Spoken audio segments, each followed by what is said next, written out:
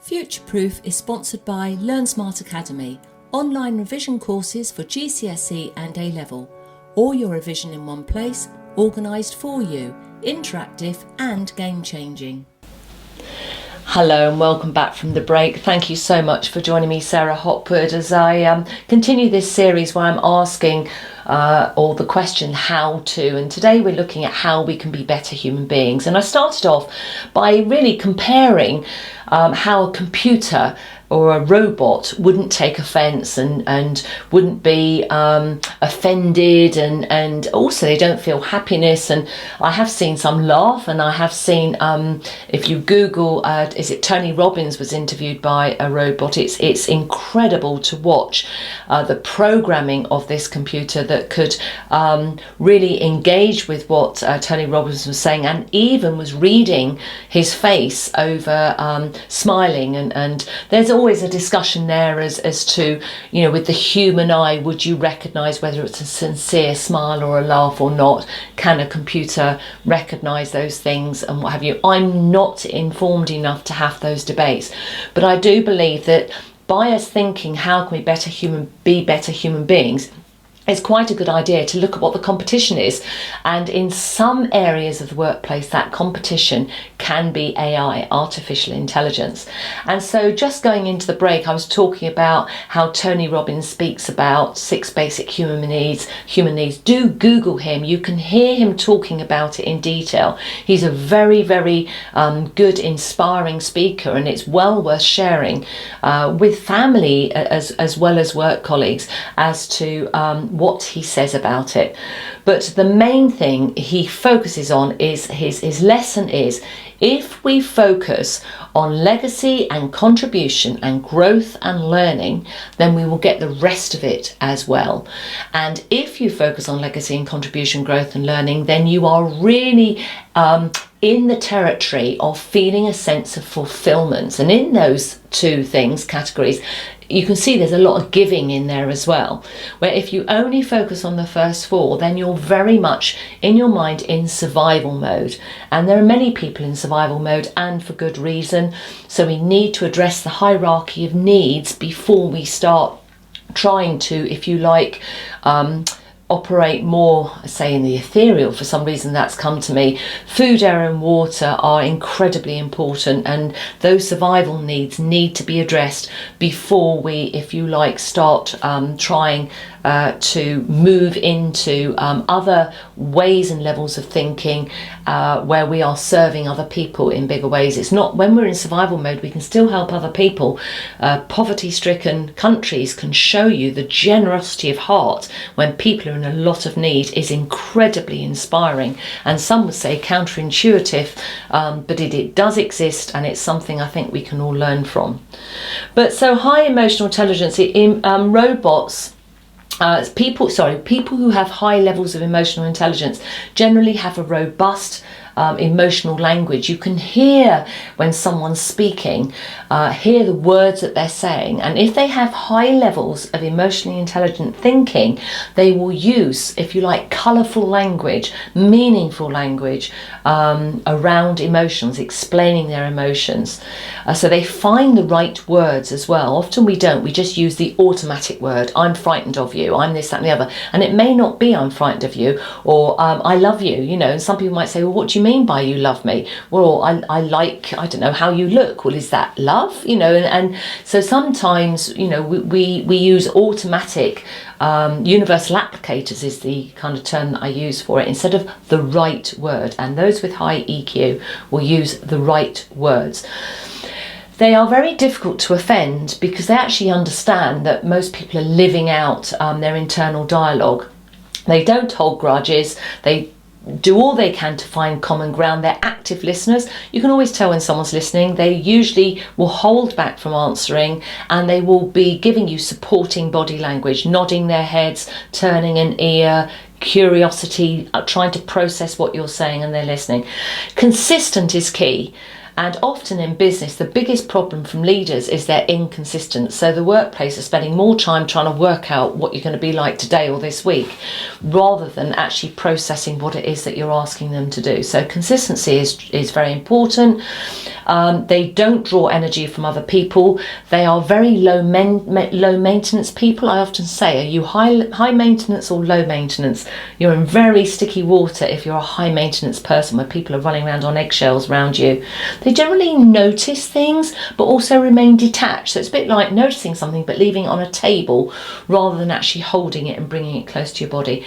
They're very comfortable with silence. I've seen silence used very cleverly in business to get people to speak. And also, they keep dreaming and are able to articulate meaning. So keep on dreaming. I think that's really, really important. Also, they don't dictate their actions. They know their strengths and their weaknesses. They're agile. They can move around emotionally. They're curious of other people. They're socially aware. They understand that we see things as we are. We don't see things as they are. So they understand and can question, going, why is it I felt that? Why is it I'm thinking that in this situation, rather than taking it as an automatic truth. They eat the frog first. In other words, get the most difficult job done first. And they get the task done. They focus on what they want and what is needed. They choose their response rather than automatic response, and they're not afraid of challenge. I love challenge. Challenge is quite healthy. And also remember, if someone's challenging, then it means they're still actually in discussion with you. They haven't left the room. So in other words, the debate, if you like, is still on the table. So they avoid loss. Very often when we're in persuasive mode, we're going, we've got to do it because of this, we've got to do it because of that. Where somebody who's got high levels of emotional intelligence will say, okay, forget all the reasons why we're doing it. What will happen if we don't do this? What will we lose? What will be lost? Not just us personally, but what the business will lose? What legacy-wise and what have you? And they'll control their self-talk. But the big thing is they like themselves. And that's not because they're perfect. They just like themselves. So balance is absolutely key. And if you're out of balance, then it's very, very difficult to hold levels of authority because you will be inconsistent. If you think of when you lose your balance and link that to consistency, you'll be inconsistent if you're out of balance. So have a plan, be part of a team, go with your passion. Also, people who are balanced aren't always nice. And that's quite important. It doesn't mean to say we have to be unpleasant or cruel. But some people will think, well, that wasn't very nice. And you might say, well, it may not sound very nice. It's what they call tough love or whatever else. But it needs to be said, it needs to be addressed, and change needs to happen for the right results that we want. Choose your battles. They'll walk away silently. And those who don't know what's going on will think, oh, great, I've persuaded them, or they know I'm right. And what you haven't really understood is actually they've chosen not to fight that battle and they've let it go and just walked away. Little things amount to most the biggest outcome. Sometimes the smallest of decisions that you've ever made have actually brought you your biggest results, and they have a heart of gratitude. So how can you future-proof your job? Susan David is really, really very well written, so do read her book on emotional agility. Suspend, master your emotion, energy in motion, be low maintenance. Remember that habits serve you and they take away a decision-making process. Ask if you are contributing or contaminating. If you're contaminating, then please do something about it, because if you're contaminating, you're on your way out. So see if you can flip that and start contributing again. Catch yourself out, get out the way of yourself. Make sure you're a completer, finisher. Don't just start things, make sure you finish them as well. Or if not, get somebody in who can finish them. Teach or invest in continuous improvement. Think about your legacy, what is said once you've left an organisation. Love learning. Build your skill base and focus on that legacy and contribution.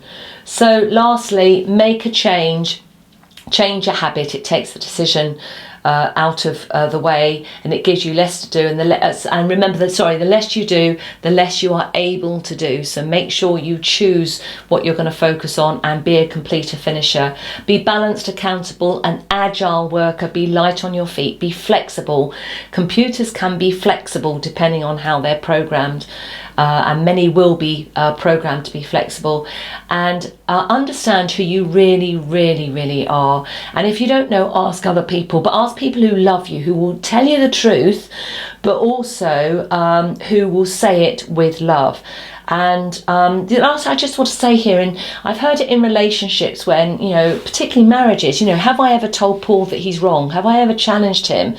And that's not just not in a debate with me, about me, it's about other people and other situations. And I believe my role as a wife is really important to challenge him, and he should challenge me. Do we like it? No, we don't. But if you want somebody who's got high emotional intelligence, please don't think that it's a great unity if you just stick together all the time as a team and you don't actually sometimes challenge each other and go, actually, I think you're wrong on this.